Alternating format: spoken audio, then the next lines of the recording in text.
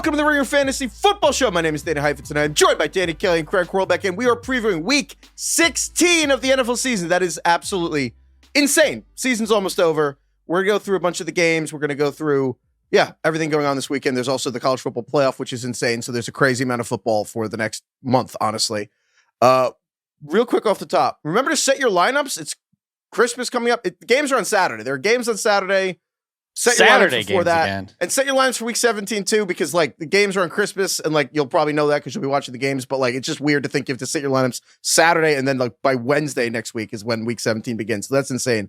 Also, I've been covering the NFL for a while now. I still completely forget when they're starting Saturday games. I never have any idea. I'm oh my god! The day before, I'm there's games on just Saturday. Kind of by the way, 12:30 on December 28th. There's going to be 3 football games on Saturday. So. There's college or pro football Friday, Saturday, Sunday, Monday, Wednesday, Thursday. Well, the scheduling is interesting. I'm not going to lie. I thought I really did understand how the NFL Saturday scheduling works. But Saturday is crazy because you have these 2 NFL games overlapping with the college football playoff, which I actually didn't know was doable. I thought there's this broadcasting act, and there's a reason that the NFL doesn't have Saturday games before, but maybe because it's a playoff. So you actually have on Saturday, you have it's Clemson, Texas, SMU, Penn State, and Tennessee, Ohio State, right? All on Saturday the 21st. I bet it has something to do with the fact that this college football playoff is new. I don't know. So maybe they waived something. I don't know. But there's going to be. It's weird to think. So it's just we have no other choice. They ran out of days. But you can flip between Chiefs, Texans, and Penn State today, or not today, Saturday. That's pretty crazy. That's wild. So crazy weekend of football. I also want to say our schedule. We will be doing a normal Sunday show. Normal waiver show, and we'll also have a power hour for you on Christmas Day, Wednesday. And then we're not going to do this episode, this Friday preview. We're not going to have a Friday preview for you the next 2 weeks. That's going to be the week of Christmas and the week of New Year's or not. And then when the season comes back at the end, Week 18. But if you have start-sit questions and everything, fantasyfootball.theringer.com. Try to answer start-sit questions on Twitter. We'll have our rankings. We'll update the rankings Sunday. And we'll see if I update the rankings earlier for the Wednesday, Thursday, Friday, Saturday onslaught of various times. But, so we'll have rankings coming for you so you can check there. I know there's a lot of weird start-sit questions. Good luck to everyone in the playoffs. Let's get to the games. Starting with the game of the year. We have a game of the year on Saturday. Yeah, this is game of the year. Sure. Steelers are at the Ravens. Ravens are giving 6.5 points, which is right off the jump. Didn't the Steelers beat the Ravens a month ago? They just lost to this team. It both feels like a ridiculous line, and yet I also think the Ravens are going to cover. George Pickens has been ruled out once again. I really thought that he was much healthier, and that Tomlin held him against the Browns, and then maybe even held him again against the Eagles because it wasn't a division game to save him for this game. He's clearly more hurt than we think in his hamstring, so he's out again. And it's just a massive difference between the Steelers with Pickens versus without. Craig, quick stat for that. The Steelers yards per attempt, this is from Alex Kozora. Steelers yards per attempt with George Pickens in the lineup, 8.1 yards per attempt, third in the NFL. Without George Pickens, it's 5.3, which is 24th. They just have no vertical explosive offense. They go from solid, mediocre passing offense to terrible. They're dead last in success rate passing without George Pickens. I do think that's a big deal. Also, TJ Watt's banged up, and this game decides the division. If the Steelers win this game, they win the division. If they don't win this game, they could still lose the division to the Ravens, but it gets a lot harder. I don't know. I mean, the Lamar versus Steelers narrative has been around for a while now. And so Lamar, I think, is 1-4 against Pittsburgh. He hasn't been good. There's also a lot of when Tomlin is a this point dog with the division on the line. There's a lot of those stats, and Tomlin's really good in all of those big situations. But I the way the Ravens are playing right now versus how the Steelers are playing right now, I do think the Ravens are going to win. The TJ Watt being hurt is tough. He is off the injury report for what it's worth. They took him off today. Took him off? So maybe he's close to healthy. Yeah, they took him off the injury report, I believe. Okay, so the quote I saw from him yesterday was, "There's not a lot of things you do in practice in a short week like this to push it, so I want to see how it feels on Saturday, but I feel pretty good right now," which made me think he was going to be a game-time decision. So maybe that's a typo, or he's an alien. Actually, on TJ Watt, looks like he's a full participant, not off the injury report yet, and there's some indications based on the interviews and stuff that he's not fully back. So he's definitely still banged up. I have a fantasy versus fandom conundrum this week. So in one of my 2 leagues, I'm in the playoffs, and I have Lamar Jackson, and I obviously really want to win. And Lamar is historically bad versus Pittsburgh. And I genuinely can't tell what I want to happen more. If I would rather have Lamar drop 35 and I likely win my fantasy matchup, but that probably means the Ravens win the game, or vice versa. What would you guys want? Bet on the Steelers. So bet on the Steelers. So it's like hedging emotionally. Right. You make money if the Steelers win and Lamar likely isn't good. And then if if Lamar goes off, then at least you win your fantasy matchup. That opens you That's up. not bad. That opens you up to the Ravens winning the game, you losing money, but Lamar doesn't get you enough points that you lose. Yeah, that's not. Maybe I double down and I bet the Ravens -6.5 and root for Lamar, just so if the Steelers do get killed, I'm like, well, at least I won fantasy and I got money. Start a new fantasy league. Actually, that around might not be the way having to do Lamar it. Jackson. My bad. Yeah. No, it is funny because there are times where you can tell yourself how you're going to feel, but I do think it's one of those moments you're just going to find out during the game. Like a play's going to happen. There's going to be a flag, and you're just going to feel a certain way, and you'll probably keep that to yourself and take it to the grave. This is why every parent hates the way that their children watch sports now, because I can already tell that I like this is just the way my brain works. I'm just being honest. I know myself. I will be rooting for fantasy. I just will. If Lamar throws a 60-yard touchdown, I think my first emotion will be happiness. See, that's interesting. You know what's funny?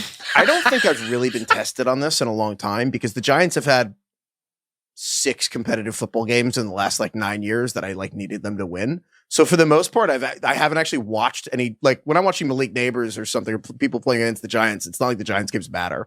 But yeah, Godspeed with that. I had Josh Jacobs last week when he was just going up against the Seahawks. And so I was like, that's fine. That's fine. Maybe the Seahawks offense will come back really well. The last thing I want to say about this game, just you mentioned TJ Watt being out.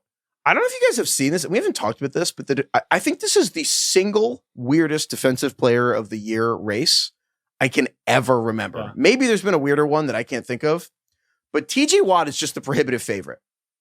It's not even close. He's -200. And he's not playing that well. He's having a good season, but this is not as good of a season as TJ Watt has had in years. TJ Watt, he won last year. This is the worst TJ Watt season in a few years, probably, where he was healthy. And yet he's the favorite. Can I read to you the odds of some of the other people? If TJ Watt misses, my point is, if TJ Watt doesn't play, let's say he doesn't play the last couple weeks, he's not going to get the award. He shouldn't. The next odds. If you would have given me 100 guesses on who's on this list, there's a couple guys I never would have even I think a lot of these, half these guys I don't think would even qualify as famous. Number 2 is Patrick Surtain. Right. Cornerback for the Broncos. That would make sense. Which is the most default. There's no good pass rushers we've heard of, so we'll give it to a cornerback on a defense. That's the only way it happens. Right. Do you know the ultimate sign that no one knows who to give this award to? Number 3 is Nick Bonito, pass rusher, also on the Broncos. I never would have put that. I never would have guessed that would be the third. Is Xavier McKinney in the top 5? Xavier McKinney is, so then there's Will Anderson is 4th at 22-1. Danielle Hunter also for the Texans with Will, which again tells you everything you need to know. Both Texans pass rushers are 4th and 5th, which means neither should get the award. That's insane. Then you have Jonathan Grenard is 6th at 30-1, tied with Xavier McKinney, safety for the Packers, also 30-1. Myles Garrett's 33-1, having also the worst season. Trey Hendrickson leads the league in sacks, but the Bengals going to miss the playoffs, so he's 35-1 because we're too weird to give it to a player who didn't make the playoffs. All that's to say, I actually put money on a bunch of these guys weeks ago. I put money on Nick Bonito at 50-1 a few weeks ago because I just was like, what if TJ Watt gets hurt? And he did get hurt. So you're rooting for Steelers or fantasy. I kind of don't want TJ Watt to play. Shut his ass down. Oh, great. So you're rooting for the best player in the league to be hurt. It's just it's just funny how this works, where it's an individual award, and it's I always think Bill Simmons' best take is that the award should be as big or as small as the season is impressive. This is the least impressive season I can ever remember, because after what? It's 2 different Broncos, 2 different Texans, then Jonathan Grenard for the Vikings. That's going to be the defensive player of the year. Isn't Andrew Van Ginkel a better player on the Vikings than Grenard anyway? I don't know. This is all weird. This is bizarre because if you look at some of the names that would have been favorites at the beginning of the year, Chris Jones 80-1, Nick Bosa 400-1, Micah Parsons 150-1. I'm trying to see who else here. I mean, those are some of the biggest names. Zach Bond right now. Zach Bond for the Eagles. He could win. Zach Bond could win. Linebacker for the Eagles. I know it is, but it's just can you imagine guessing that before? So anyway, just if I know we talk a lot about bets on FanDuel. If you want to have some fun peruse the defensive player of the year odds because wild. it's if TJ Watt doesn't keep playing, it's going to be weird. Okay, we should just roll over the award. The other game on Saturday, and these two games. So these are the 4 teams playing on Christmas. Both these games, Steelers, Ravens. And then the next game on Saturday is Texans Chiefs. These 4 teams then play both again 5 days later on Netflix. They just reshuffle. Yeah, the they matchups. just reshuffle. Yeah. So then Christmas is the Chiefs are in Pittsburgh and then Ravens Texans because they have to give them the extra rest. So it's kind of like a Sunday to Thursday schedule, but it's Saturday to Wednesday. That's how they got Christmas. That's why the Chiefs are playing on every day of the week this season except Tuesday. And so anyway, this line was the Texans are at Kansas City. The line was, I believe, Texans giving 2.5, and then Mahomes practiced, and now it's the Chiefs giving 3.5, which. Yeah, that tracks. Mahomes, by the way, Mahomes is off the injury report. He actually is off the injury report.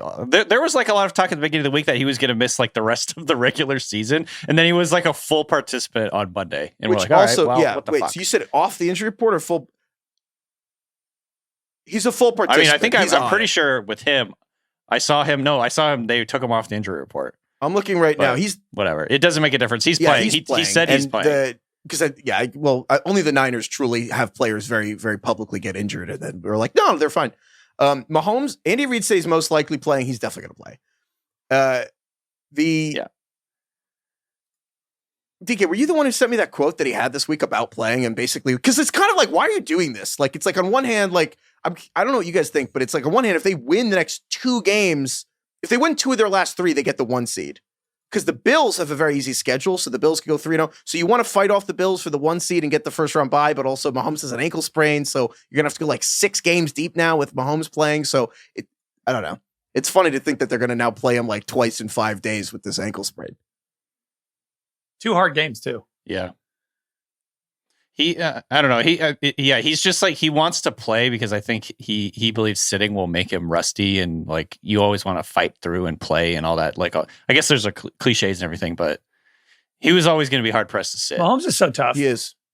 Mahomes does this every year. He gets hurt at the end of every season and he fights through it. And there's a lot of great things you can say about Mahomes. I think because he's so good at everything, maybe his toughness isn't always like commented on, but man, Mahomes is a fucking gamer. He is a gamer. Can you go over the thing again? How he like trains to be like limber in his ligaments and stuff? He basically practices what's that all like about? a unique version of plyometrics where he's bending his body in ways that is simulating injuries so that when it actually happens in the game, his body is prepared for it. His trainer has this really cool, really, really cool Instagram video of basically Mahomes doing all these weird looking, I don't want to call them ab workouts, but it's like plyometrics. And then they splice them with in-game situations that you're like, how did his knees not snap? And you're like, oh, he actually practices like what happens when he gets gator rolled by a guy and he's like falling over backward and his ankles are trapped under him. And they practice having the core strength to like retake control and get himself up. And it's really pretty cool. Yeah. It's really smart. And then also he's just, honestly, they shoot him up and he plays. Like that's the other part of it. Like that's the thing. Like he also has the Brett Favre, like he's not missing any games thing.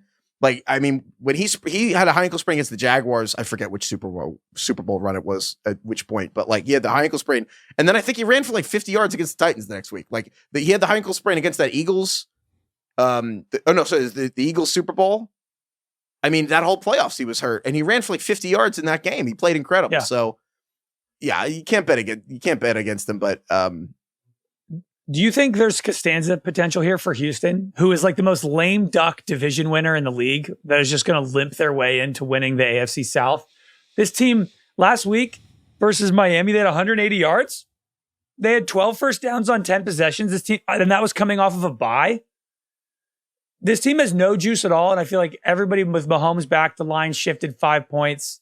This is like everyone's going to be in on the Chiefs. And I'm like, fuck, is this a Texans moment right now? I mean, it should be because the Chiefs are out of cornerbacks and the Texans have Nico Collins. And frankly, if the Texans can't really attack this Chiefs defense, which is really, really banged up, I don't think they're a serious playoff team, to be honest. Like, I think the Jets put up 400 yards on Miami, and then the next week, Houston came in and put up 180. Exactly. I think if the Texans can't be seriously competitive in this game and kind of move the ball in the Chiefs defense, I think the Texans are probably the team you want to play in the AFC in the playoffs. Like I think it's like already a wrap with them unless they miraculously turn it around. I mean, they won the division. I think they're going to be an underdog. But honestly, They will, for sure, I think.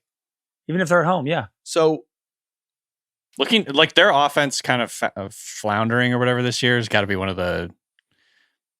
Because I remember like thinking about this when we were doing the take purge, like, oh, CJ Stroud, sophomore slump. We talked about it. I was like, nah, that'll I never said happen. the take purge. I was like, Bobby Slowick, I think, is going to get fired. And I still think that because Frank. Yeah, that's right. You did. Just everything looks hard. We keep joking about it, but it's true. Everything's 3rd and 10. Every important down and CJ Stroud just bailing him out of 3rd and 10. And it's like, you know what? Get him in some fucking 2nd and 2s, for God's sake. It also just seems like no one's open. Like, even if it's a 3rd and 5, it feels like every throw Stroud has to make, he has to like thread some needle to get the ball into someone's hand. I saw Anthony DeBundo, a writer at The Ringer, who does a great preview every week. He wrote that the Texans have the lowest success rate in the NFL this year. They're dead last. Oh, yeah. They're just slamming their freaking head into the wall, play after play after play. You know what that is? That's a number to the eye test that we always joke about. It's always 3rd and 10. What success rate means is, did you gain enough yards on a play to continue being able to pick up the chains? So on success on like 3rd and 3 means, did you get a first down? But on first down, if you run for 1 yard, that's not a success. On first down, if you run for 6 yards, that's a successful play. It totally tracks that. Like, that's play calling. It's anyway, yeah. So I'm curious to see how this game goes. So that'll be fun. And then if not, we'll watch Penn State SMU. Sunday games. Giants are at the Falcons. This is crazy. So actually interesting. The Falcons are benching Kirk Cousins for Michael Penix Jr., who was the 8th pick in the draft out of Washington. The Penix is in. Put the Penix in. It's huge week for memes. But this is the right time. This is the right time to bench Kirk Cousins. Yeah. Falcons ended a 4-game losing streak by winning on Monday Night Football. They barely beat the Raiders, who might have the first pick in the draft. They barely beat them. It's the right time. Kirk had 1 touchdown, 9 picks in his last 5 games. No mobility, no zip on his passes. Like Hayden Wing said this crazy stat. Atlanta has 3 completions this season outside the tackle box.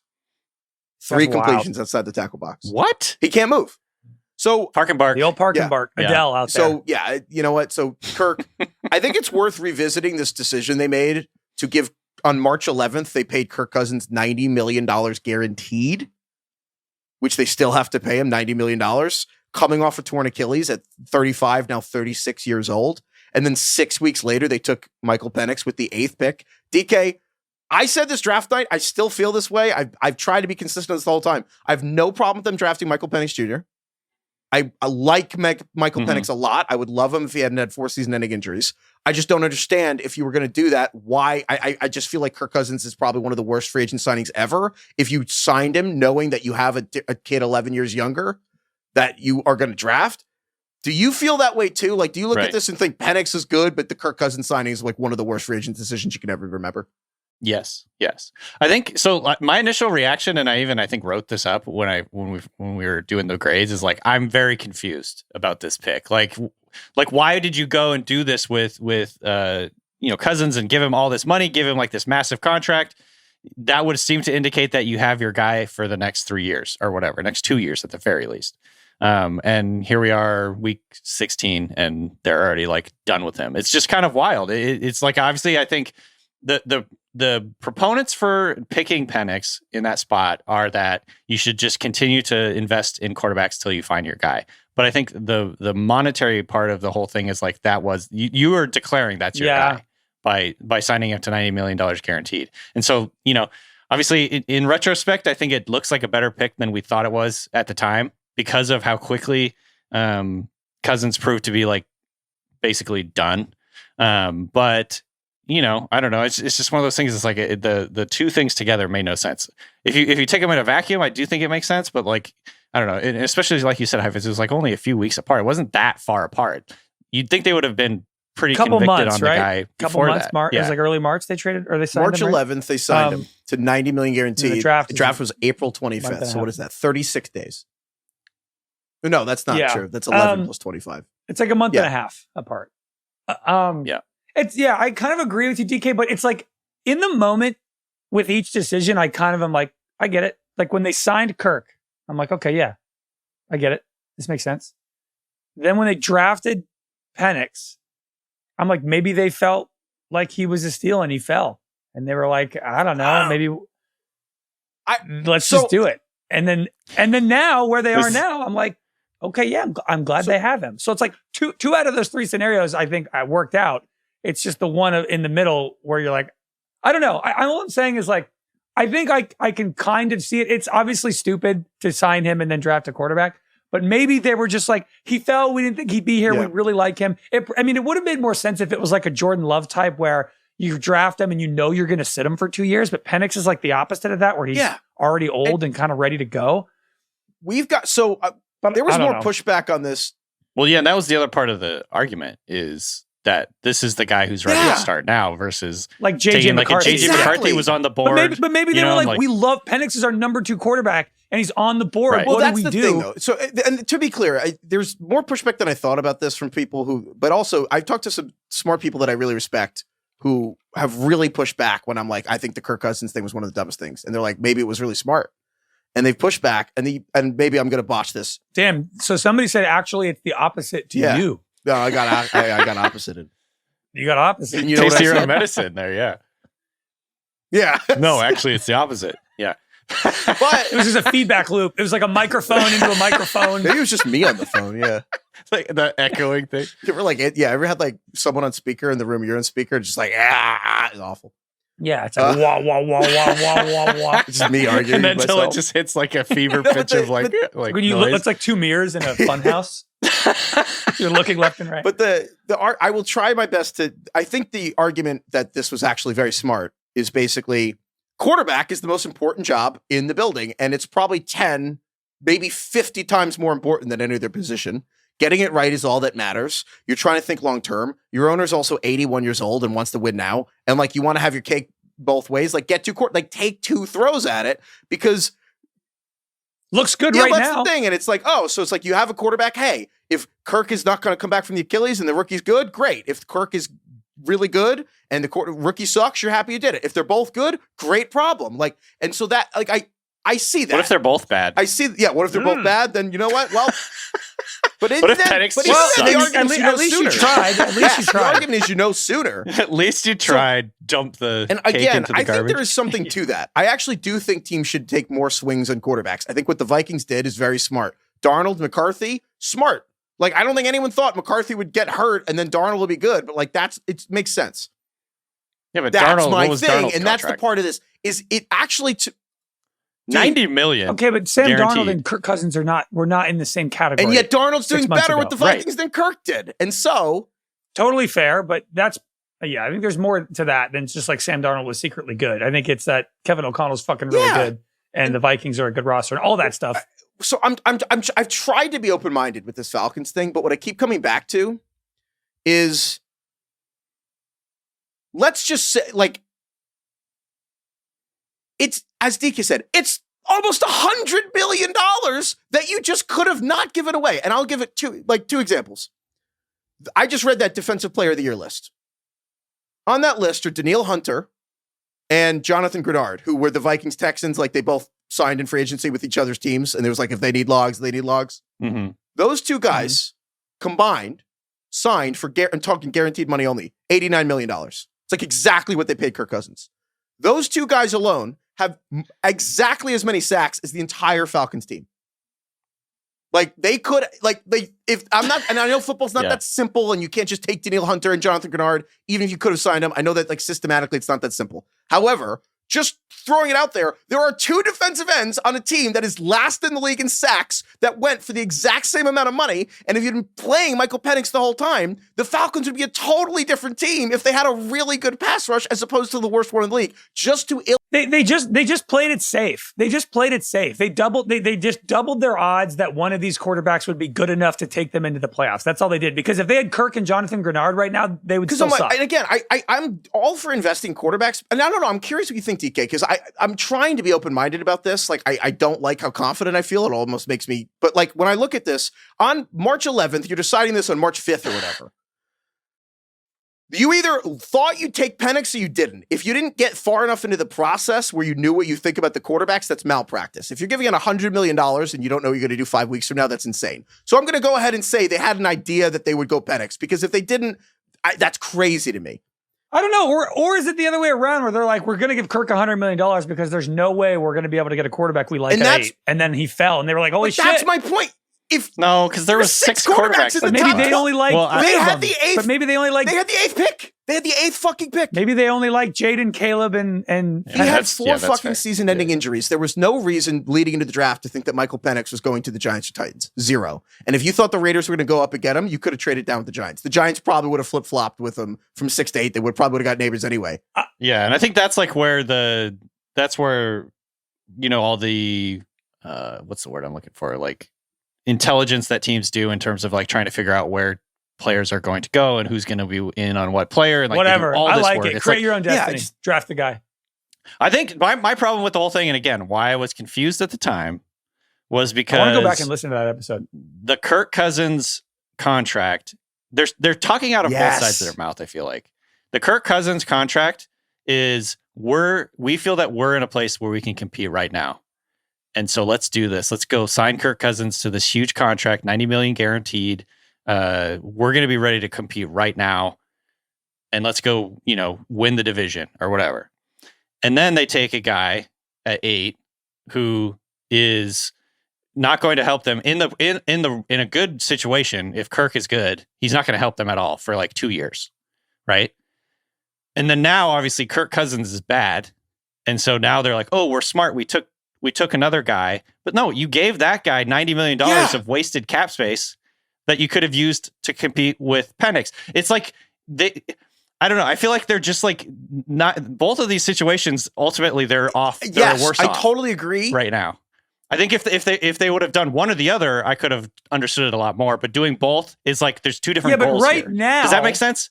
They're not the best off, but they're not the worst off. Because if they didn't take Michael Penix, they'd be the worst off right now. Because Kirk's terrible. Yes, of course. I think the thing is, we all freaked out. It's not about the Penix pick. It's about how funny the Penix pick was when you did the Kirk Cousins signing. The thing is, don't sign Kirk Cousins for $90 million. It just feels like they don't have a plan. Some people are like, well, you didn't say. It's messy. And some people are like, well, you didn't say that when they signed him. You know why? I assume they had done the fucking due diligence on the draft class that they're out on the quarterbacks. And I'm not the one paying $100 million to a guy who tore his Achilles 150 days ago. I assumed that they had some like medical assurances on his progress. He turned out he couldn't even fucking practice till it was like mid-August. Couldn't even play he or couldn't suit barely up. move around. So it's like, yeah, that's the thing. Did you see him part jog? of this is like on paper, it's like, well, he could be good. He could be good. It's like game theory. In reality, it's dead dove, do not eat. You took a 35-year-old off a fucking Achilles injury. He can't move. And then you're like, oh, thank God we drafted him. It's like, just draft the guy. Anyway, we can get off this. I don't care.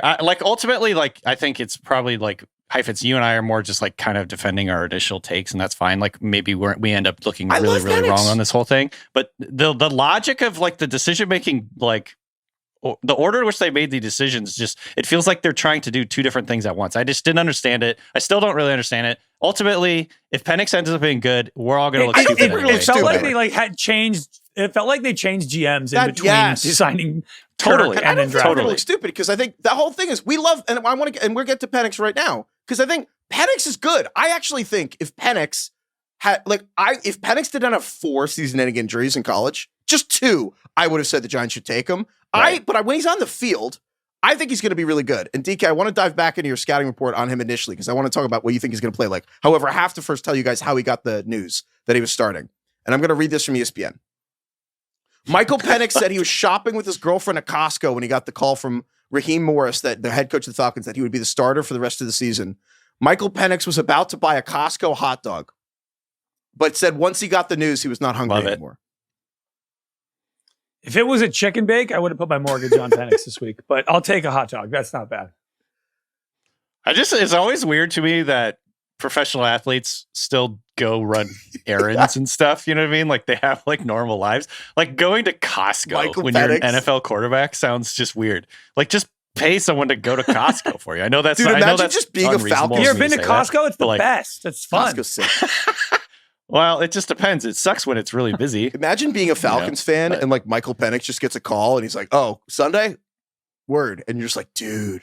You know they haven't changed the hot dog price at Costco, and like it's still $1.50. The CEO refuses to raise the price. The founder was like, "If you raise the price, I'll fucking kill you." Yeah. You fucking raise the price, brother. DK, remind us what your scouting report was on Penix entering the draft and how you think he'll play. So he's a decisive vertical passer, pushes the ball downfield, I have like the downfield handoff thing kind of highlighted. He just like, he can put it right where he needs it, and he has a catchable football. Obviously he's left-handed, so that's, it looks different, but there's these videos where they like kind of flip the screen and it like he's throwing it like he would be right-handed, and it's like, it looks pretty normal. I think people were kind of getting on him about having a weird release, but I think it's mainly just because he's left-handed. Lefty slander continues, and I won't stand for it. The release just looks weird, but the way the ball comes off his hand is mesmerizing. Oh yeah, he has a good arm. He can like definitely rip it down the field. He's kind of like Baker, rips it. Michael Penix, like he just rips it. Just loves to fucking rip it down the field. He's very, very good at avoiding sacks, which I think, hopefully, in a perfect world, if it turns out that he's really good in the NFL, I think his biggest, the trait that makes him the most successful in my mind is going to be his decisiveness and his ability to avoid sacks and get the offense into really tough situations. So like, he's just very good at kind of like seeing the field, seeing the board, knowing what's out there, knowing where his release is, if he's getting pressured, knowing where his check down is, and just being really decisive. And he has a quick trigger, quick release. I think some of the worries with him is like passing over the middle of the field. He was very spotty in that area during college. There was some worry coming into the season that he was elevated by the people around him. And now I think it maybe looks a little bit like the opposite, where he was elevating guys like Jalen Poku in the second round. Jalen McMillan has come on strong the last couple of weeks, but he did not have a very good rookie season until the last couple of weeks. And then Roman Dunze, who is, I would say, been a little bit of a disappointment as a top 10 pick in Chicago. So maybe there's this idea that he was actually the guy elevating those guys. So I don't know. I'm just very, very excited to see what he does. I can't wait. It's like a fun new wrinkle that we didn't expect to It'll be sick if entertain us. He's amazing, because then all I'll hear is how the Giants passed on this guy, and then immediately the first start crushes them. Right. The line moved 1.5 points in the Giants' favor when they announced That's the wrong direction. I know it's his first start, but yeah, it went against the Falcons. It did. The Falcons were -10, I know and it's now his they're first start, -8.5. but they really, really almost lost to the Raiders, so that's weird. I know. To be honest, when I first read it, I read it incorrectly, and I just assumed it moved in favor of the Falcons, and I was surprised when I realized it was the other way. I think we should be careful about getting too excited, though, because he's he's also 24. No, he's going to be sick. He's going to be the best. Very generally speaking, that's never a good thing. Dude, I saw 13 Spider-Man movies came out while Michael Penix was in college. So that's just outrageous. What? Oh man, that's nuts. He had that one game where he came in against like Denver and threw for 24 yards, and I was like, I've seen enough. Old. Michael Penix is older than Kyle Pitts. I don't know. I'm like, honestly, I find myself being more excited for like Pitts, for London, maybe throw in Mooney. I just think, I feel like the offense will function a lot better. But before we get to the next game here, my mother-in-law just texted me length. What do you think that means? Length? Length. The word length? Means? Respond, not as important as you think. To your mother-in-law. Should I say it's just a number? Oh, she wants motion to know, in the she's ocean. getting me pants for Christmas. Should I just say like? Dang, she couldn't even go to Jackie for that. She's going to you and spoiling it. Should I say like? Should I give her the side? Just like, don't make a joke. Don't make a joke. Do not make a joke. Just tell her the length of your pants. Say, please, I'm at work. She's a teacher. She's a boss. I have to tell a story about what she did to kids in her class today. I'll tell it to you when I get permission. But I have to tell a story of what she did to kids in her class today.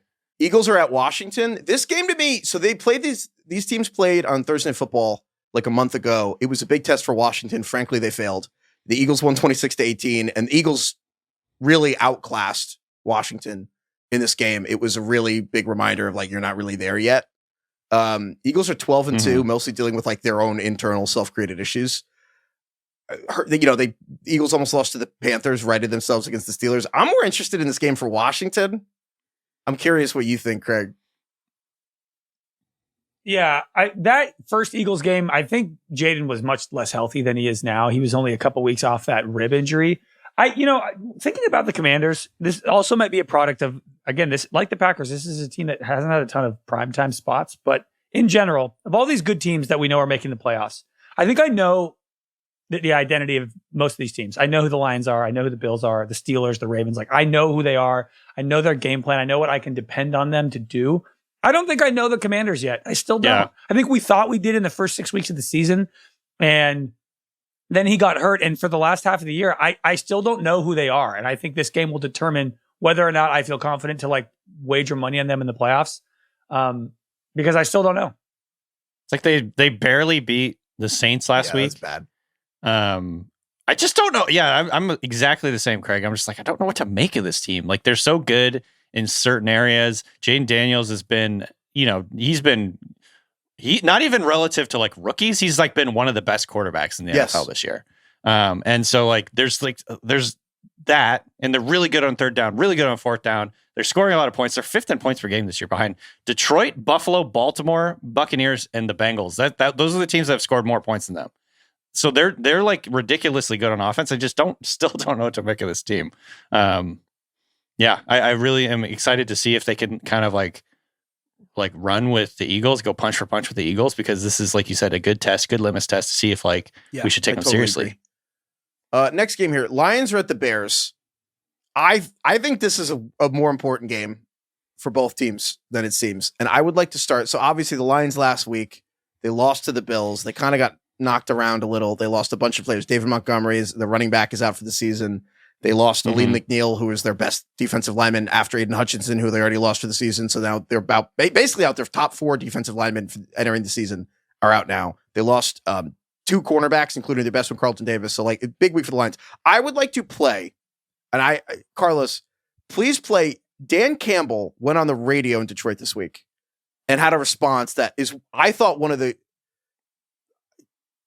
epic response to this week on the radio. Carlos, if you have that would be amazing.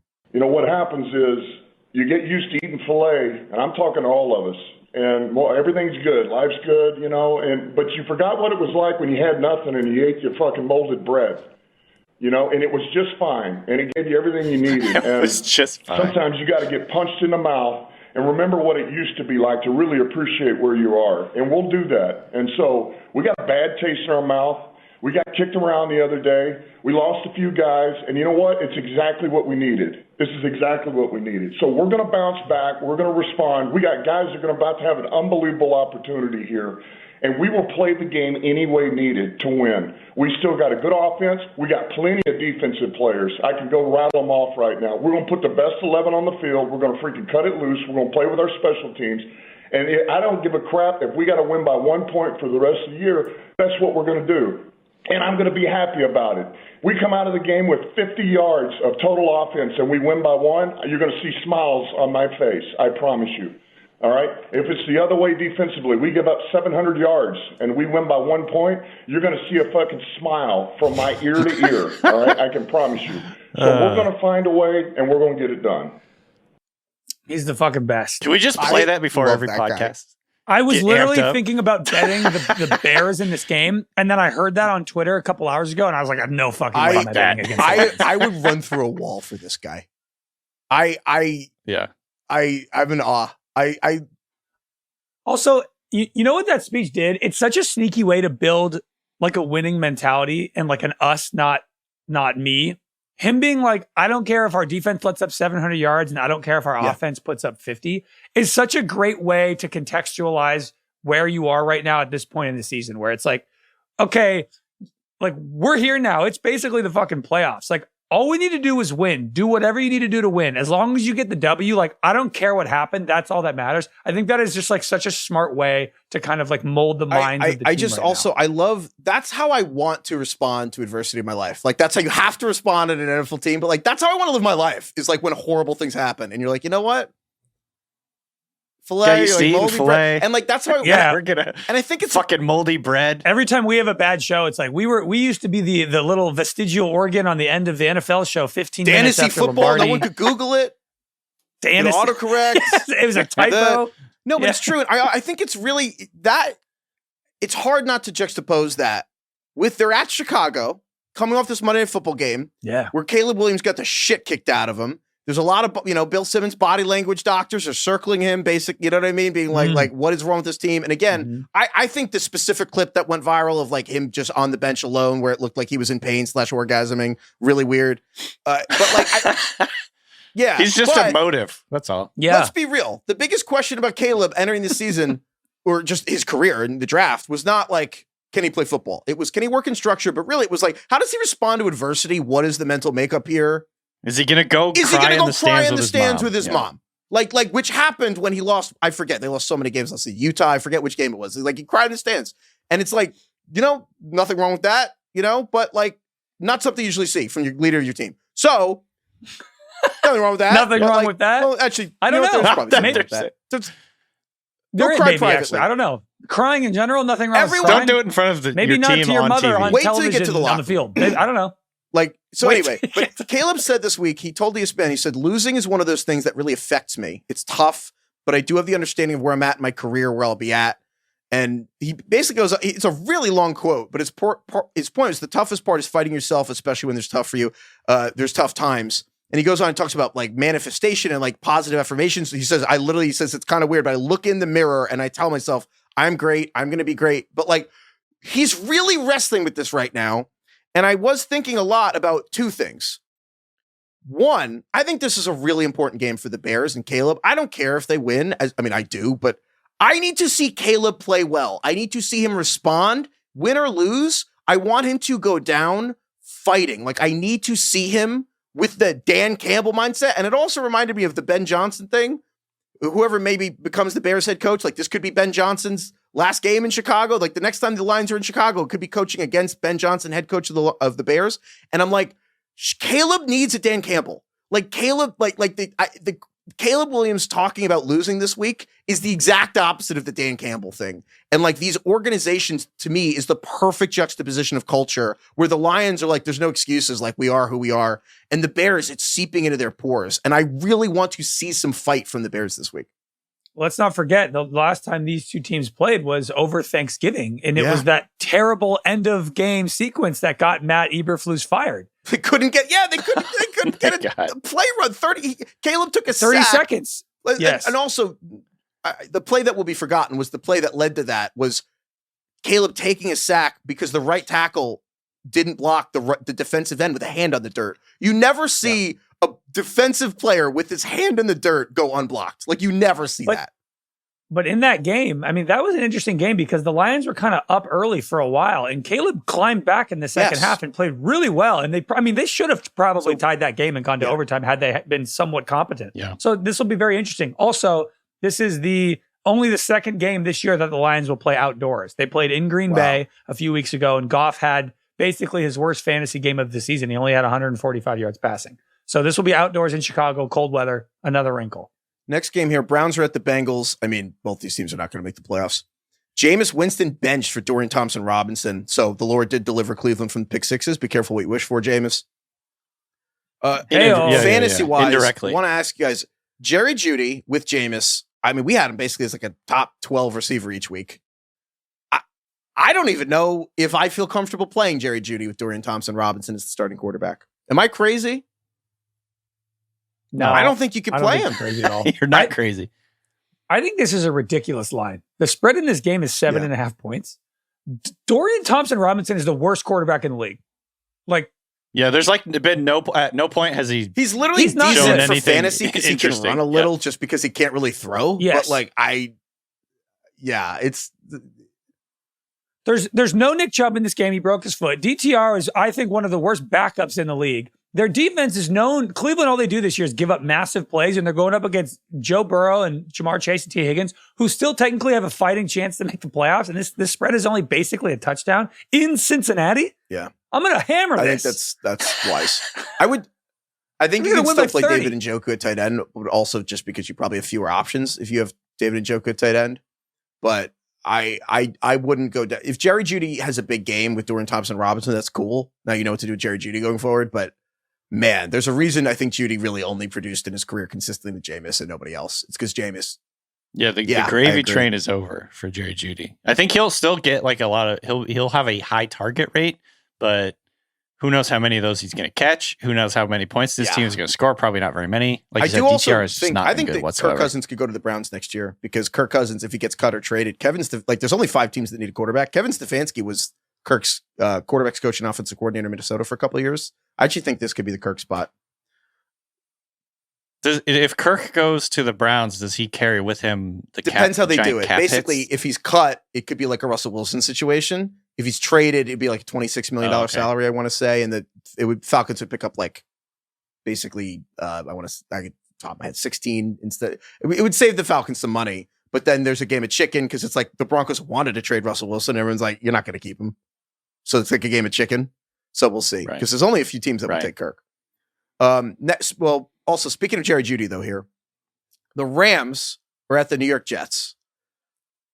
Which, you know what, the game? Whatever. I would like to read this story from The Athletic. Did you guys see that the Jets wanted Jerry Jeudy in a trade in March, and Woody Johnson, the owner, killed the trade because Jerry Judy's Madden rating was not high enough? Look, we've been telling coaches that they need to play Madden more. It turns out it was Woody who was playing Madden. Not the GMs, the coaches. The owners listening to the show being like, play Madden. To be clear, Judy we said sucks. coaches, not owners. Not GMs. owners. I respect it. Maybe he was right. So is Judy good? I feel like the reason we don't have to get into that, but I have to shout out to Zach Rosenblatt at The Athletic, who wrote this story. Our guy, Brick Johnson. This was a pro Brick. This Brick and Jack. So Brick is like 20, right? Fucking masculine. Did we decide? So it was at Anchorman, right after Anchorman. He must have been out. Nicknamed at Brick because of Anchorman, right? Can you imagine that being a coincidence? It's like Anchorman comes out, it's like, yeah, it's Brick. And you're like the movie? It's like, no. Come on. I thought the exact same thing. I need to find out exactly when Brick was born and when Anchorman came out. Someone help us do some research here on when Brick Johnson and was he named after Brick Tamland in Anchorman, which I think probably. So anyway, this is from The Athletic. I can't get over this. This is the most delicious thing I've read in months. This is from The Athletic, Zach Rosenblatt, great job. When Woody Johnson left to be the ambassador to the UK in 2017, his sons Brick and Jack were 11 and 9 respectively. When Woody Johnson returned, they were teenagers. Last year, Johnson started including his sons in some meetings at the team facility. For some Jets employees, crying out loud. Get the family out of here. The sons' increasing involvement clarified their father's propensity for sharing posts from Twitter and articles from various outlets, including a blog called X Factor. And then this is a quote from an anonymous person who worked in the front office, a Jets executive. When we're discussing things, you'll hear Woody Johnson cite something that Brick or Jack read online, and that's being weighed equally against the opinion of someone else in the department here. And then Joe Douglas quipped to people who worked for him, I answer to a teenager. And then Johnson's reference to Judy's Madden rating was to some in the Jets organization, a sign of Brick and Jack's influence. Another example came when Johnson pushed back on signing free agent guard John Simpson due to a lackluster awareness rating in Madden.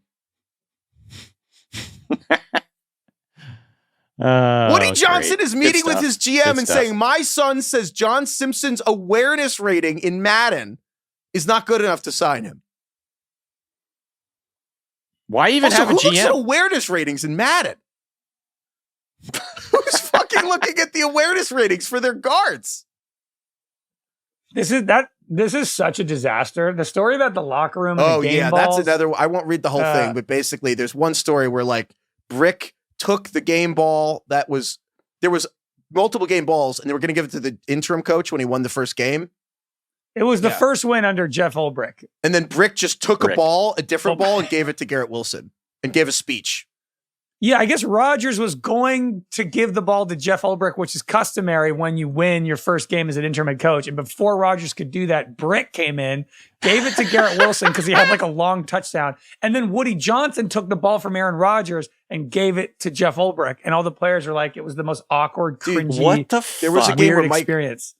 Dude, get these insane. Kids out of here. Bring your kid to work. It's like our wonderful Mike White, the White Lotus. Apparently, there was a game where he played with broken ribs. He played awful, got hurt, and threw his helmet into the locker room and went to take a shower. And Woody Johnson apparently, when he threw his helmet, was like, "Yeah, you should throw your helmet. You fucking suck." Said it under his breath, and then players heard it, and then he had to apologize. But it's like it is a clown show. Do you ever wonder you ever have this is my intrusive thought during all this. It's like, how did this guy get rich? How did this guy make so much money? He seems like an idiot. The irony is Woody Johnson is Brick. He's just 65. So he's a Nepo baby. He inherited too? the Johnson & Johnson pharmaceutical company. Johnson & Johnson was founded 1860s, probably like third generation. Right. Also, yeah, the other thing I had forgotten that. Yeah, that makes sense. Do you think that there are a lot of concerns here? Do you think that Brick was also weighing in on U.S. policy with the United Kingdom? Like Jack is just like sending him tweets about Brexit. Is he the reason Brexit happened? I can't confirm this, but I believe Brick's name is his name Robert Wood Johnson? I'm not sure. Maybe he grew up and they're like, you're like his middle name Wood. His middle name is Wood. Brick Wood. Then he goes by Brick. Woody named his own son Wood. Wood Hold Johnson. on, His name is Wood Johnson. Woody's my father. Call me Brick. Call me Wood. Call me Brick. Wood. Just love building materials.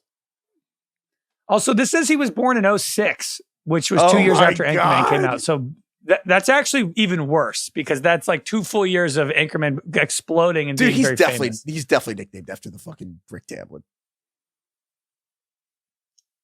Did they name him Brick as opposed because they think Brick is more Brick badass is like than superior wood? to wood, right? Like we built stuff out of wood and then we invented brick. Stronger. I think I would rather. Yeah, I mean, I guess that's fair, but I'd rather go by Wood than Brick.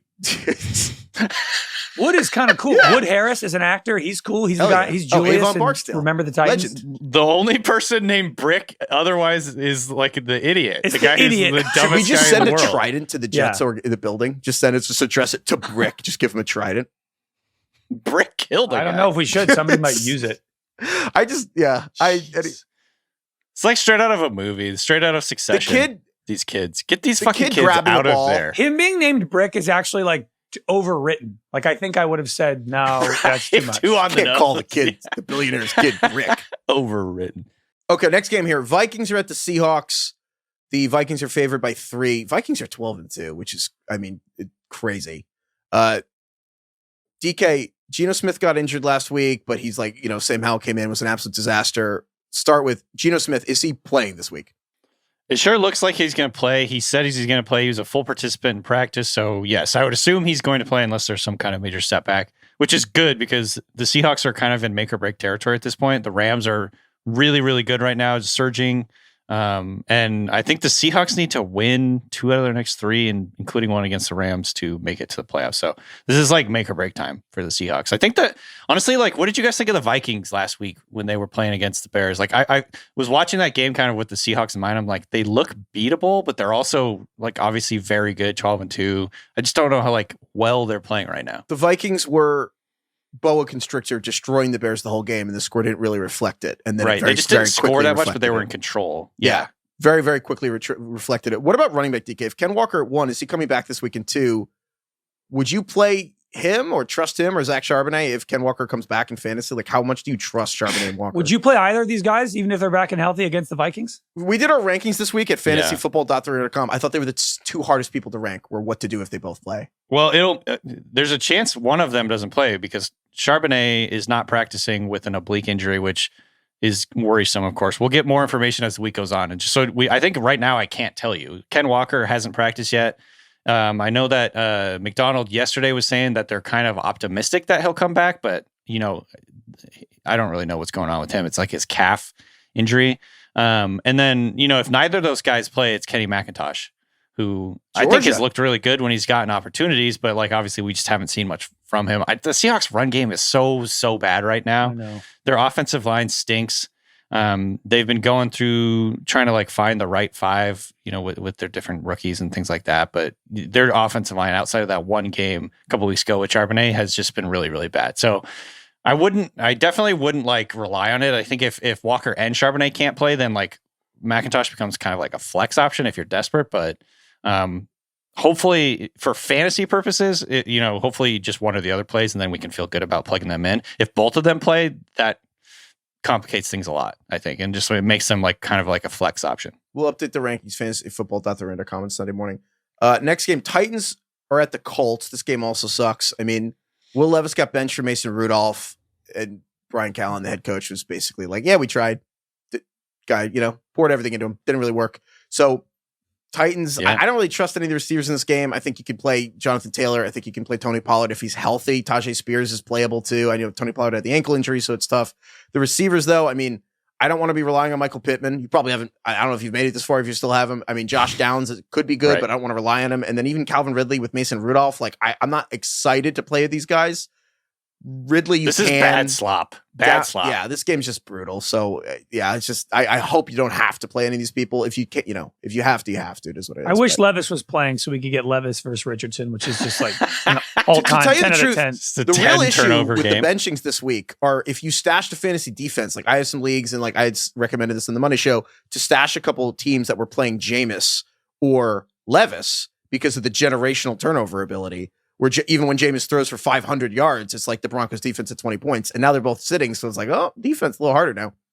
All right. Late games. Patriots are at Buffalo. Bills are giving 14 points. And on top of insult to injury, the Bills are wearing their alternate red jerseys that look exactly like the Patriots red jerseys. It's really funny. They're just like, yeah, we're you now, bitch.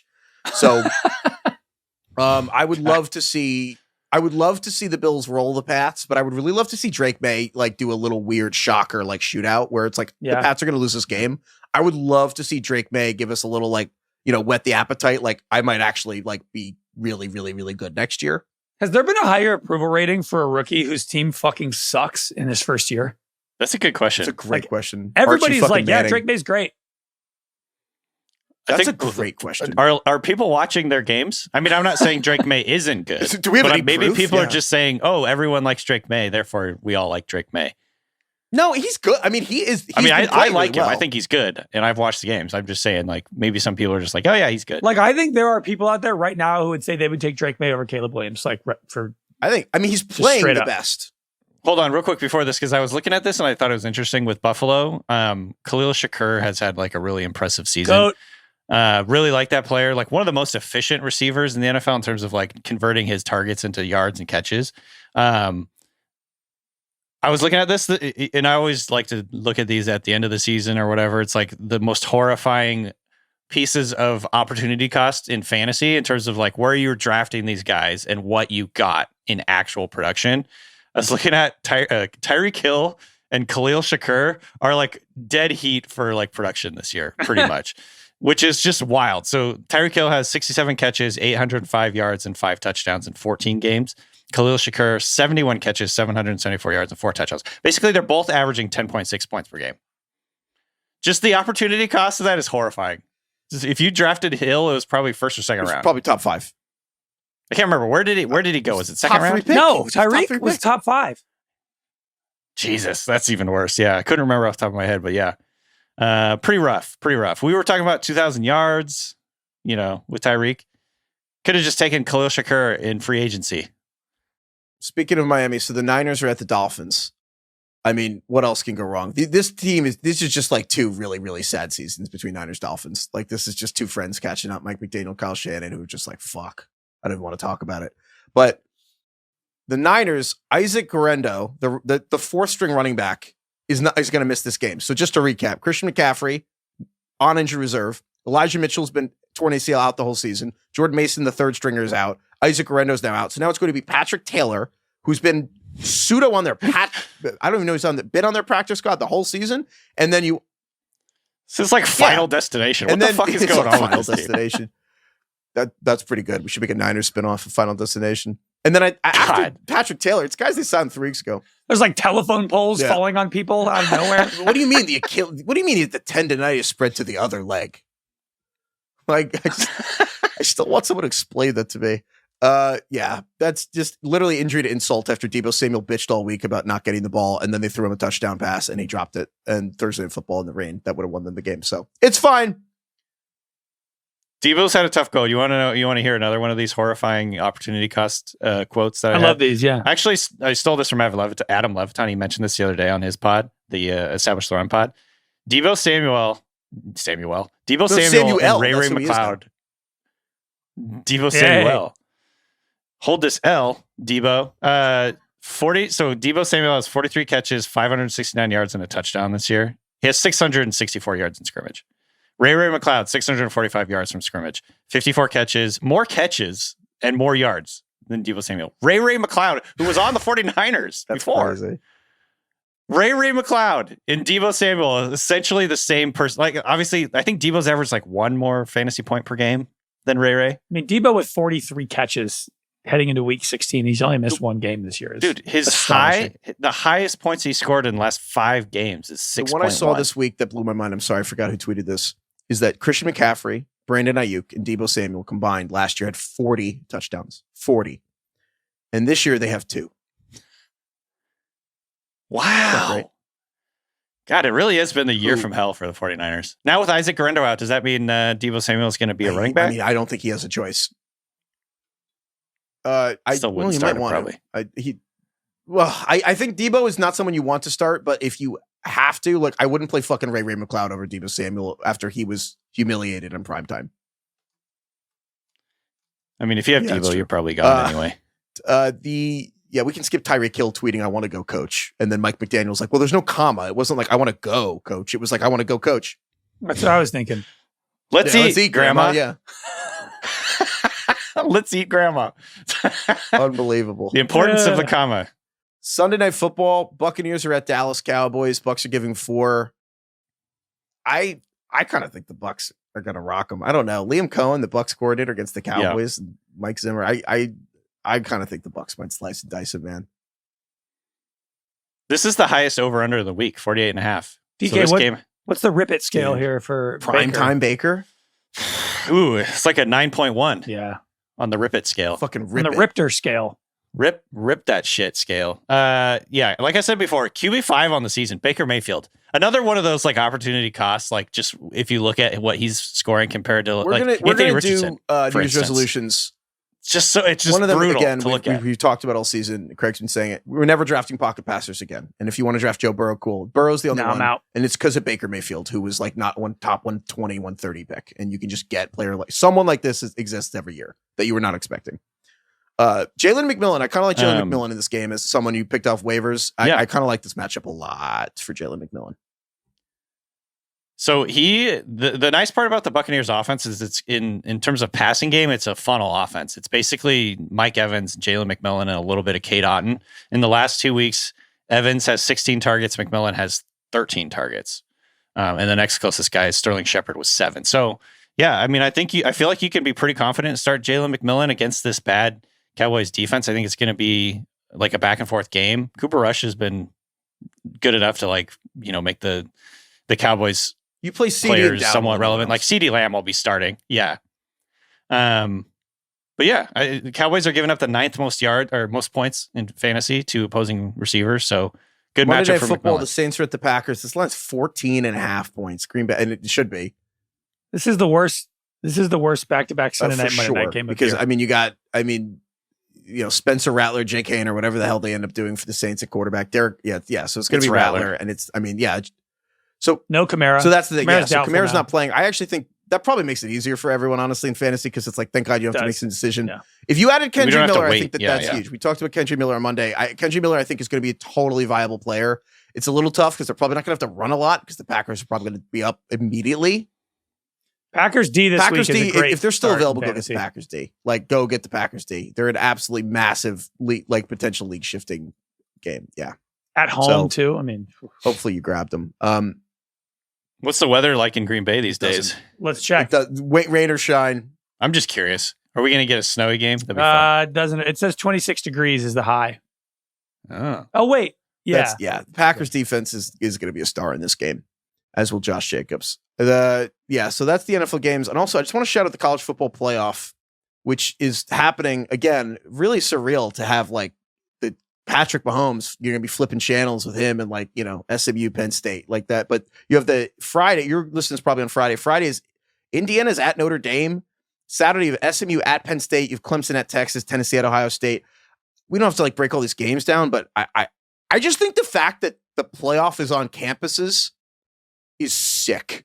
It is so cool. Like I'm Friday, I'm going to watch, I have some friends who went to Notre Dame here. They're like frothing at the mouth that this game is like being hosted in South Bend. Are all the college kids just staying at school for the holidays instead of going home? I bet you a lot of them are staying for the game I've been and wondering going home that. right after. It actually really works out. Sal's kid was saying, Sal said on Bill's show that like his kid went back home or back to Oregon after things like on Black Friday because he wanted to see the Oregon game. Yeah. And I'm like, there's a lot of kids who are probably going to go back for. Also, that's cool. I will say, like, so what is it? The quarterfinals Or the quarterfinals aren't on campuses either, right? Because if you could do New Year's Eve on your campus, like I do think kids will go back for New Year's Eve and just watch it together. Because those are now bowl games, and those are hosted at neutral sites. They're all right? bowl games. It's fucking weird. But anyway, are they bowl games this weekend? I got to tell you, I don't know what's a bowl game or not anymore. I don't think they are. I don't think the quarterfinals are bowl games. Right. I know that's like doesn't mean campus, anything. Right. Yes. So, that'll be fun. And again, doing the Ringer NFL draft show. So we're going to be covering the draft for like the whole offseason. And so obviously, with these games happening, like excited to just like, I wish there were better fucking quarterbacks for the Giants to look at, but it'll be fun. And my only other thing is the Penn State quarterback transferred. The backup quarterback is going to have to transfer and won't finish the season, which for the most part, I don't want to complain that much about the college football playoff because I still think that like this is what people wanted for like my whole life. All I ever heard was there were two teams. Like again, right. 2003, they used to just vote 20 years ago on which undefeated team won, and now we actually have 12 teams. That's the right number. But seeing that the backup quarterback for Penn State is transferring and can't finish the season because the only other time, like he's going to get to start next year, and the only other time you get to transfer is like April, which is too late. They do have to fix something where it's like backups on these teams. Like this thing shouldn't be decided. Like if Penn State's like if Aller gets hurt. And like they had, like I don't know, I'm sorry, I forget the Penn State's backup's name. He already won a game for them in a comeback win. So is he not on the team anymore, or will he be out this game? So him and James Franklin like decided that he should leave because the kid was really torn up about it, and Franklin was like, "You should do what's best for you," and like he's gonna leave. Basically, the kid tried to like finish everything out and do his finals, which is also funny. And the kid was like struggling, and James Franklin's like, "Just go, it's fine. Like finish your finals and like go be a quarterback somewhere else." I forget where he's going, but it's crazy to think that like the second string on these playoff teams are transferring out. Like that's crazy. Is it Bo Prabula? Oh, that sounds right. Prabula? Yeah. There's actually that's why I didn't write it down. I was like, I'm not saying his name on this show. It's like I'll just say the kid. I'm old enough now. I can call them kids. Yeah. I like when like a 60-year-old man calls me kid. Oh, dude, the best phrase that's fun.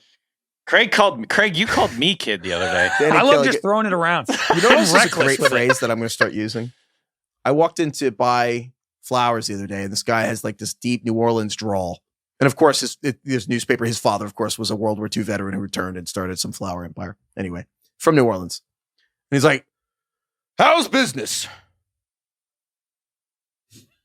Dude, a good house, like if you ask someone how's work, greeting, how's business?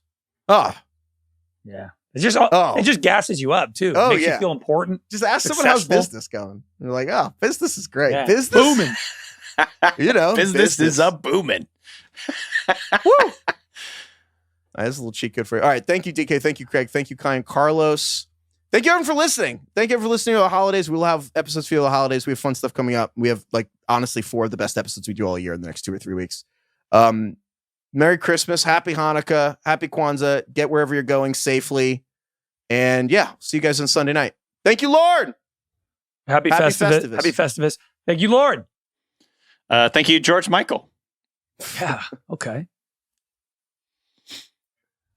Craig, are you gonna sing that song? I don't even know what it's called. The Wham! Careless Whisper. Oh, not doing that. You don't even say George Michael. I know who George Michael is, but I just think of doing that. Yeah, I think Arrested. Thinking of Arrested. Yeah. Yeah. I will say I love that Christmas song. I just do. I love Last Christmas. I don't know if that's corny or it is a good song. I think it's great. I don't get it. Last Christmas? Like the lyrics? Like you don't get the lyrics? I do. I just Last Christmas I Gave You My Heart. That one? Yeah. Yeah. So next day you gave it away. What does that mean? I don't mean to be rude here. Who cares? It sounds great. Do you like the sound of the song or not? These Christmas songs are about Santa Claus. Well, he sounds like he got dumped on Boxing Day. Yeah, whatever. A lot of these Christmas songs are a little sad. Yeah, it's all like, I love Santa or I'm horny. Yeah, I'm melancholy because I'm horny for Santa. Yeah, Santa baby. Yeah. Santa probably gets some ass. That song's horned up. Santa pulls. I don't like the term horny. No? It's not my favorite. It's just a weird word. You prefer strange. Yeah. Horny. Horny for some strange. I know I'm always this guy, but where did horny come from? Is it hormones? Well, that would be horny. Going crazy? And then it gets short to horny. That's a good question. Horny, like, Right. well, is that like calling it a horn? Let me look it up. Is it like when you were? Yeah, I was gonna say when you like is a horn euphemism for an erection or something? Oh, here you go. This is what I'm seeing on vocabulary.com. Male physical arousal used to be crudely referred to as having the horn in the late 18th century. There you go. So yeah, it is about your erection, getting bricked up, if you will. Brick. Oh, once again, if anyone can get us in touch with Brick Johnson. Bricked up is better than saying bricked horny. Up's wild. Bricked up is one of those weird phrases that sounds like you used it, but it also sounds like 16-year-olds use it. And do you think Brick Johnson has like takes a sense of ownership over that phrase? Do you think he likes saying it? I'm bricked up, and everyone's like, "That's Brick." That's his catchphrase. I bet that he is. Or do you think he tries to distance himself? Up. Yeah, I bet. I bet his Finsta's just bricked up. Or Brick Tamlin. Definitely. Yeah, definitely. I agree. We should probably look that up right now. We'd find. Yeah, he just finds burner, and he's just like, "Why the fuck does Jeff Holbrook get a game ball?" John Simpson's awareness rating. Seriously, though, who's checking the awareness ratings on the guards and flagging that? Maybe low key, kind of a savvy move. He's thinking about the right things. Awareness, very important.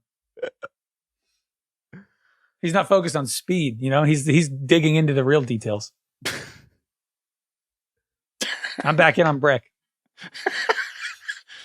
I'm on Wood. On Bob Wood Johnson. Craig Wood. His name is Wood. Wood. His name is Bob Wood Johnson. Woody's my father. I'm Wood. A.K. Bob Wood. Brick. Bob Wood. Bob Wood Johnson. I like combining them. Bob Wood. My name is Bob Wood Johnson. Bob Wood Johnson. Anyway, George Michael. What a guy. Last Christmas. So he's going to give it away this year. Very next day. This year. To save me on here, I'll give it to someone. That's my thing. Is I feel like that's special. his problem. Is he's in the cycle of like, stop giving your heart away every Christmas. Like you're just setting yourself up, dude. Like you literally got dumped like a year ago. The heart wants what the heart wants. He's getting back at her or him. Oh, so it's a rebound song? I think it's kind of like, I'll show you. I'll find somebody better. I'm not going to waste my Christmas on you. That's just like anyone. Or he's like, I learned from you that you are not the right one, and now I know what I want. You can't use logic with love, guys. Good point. No. Should tell that to Brick. Brick My awareness rating just went up. I'm going to write a Christmas song called Bricked Up for Christmas. Bricked up. Fuck. Goodbye, everyone.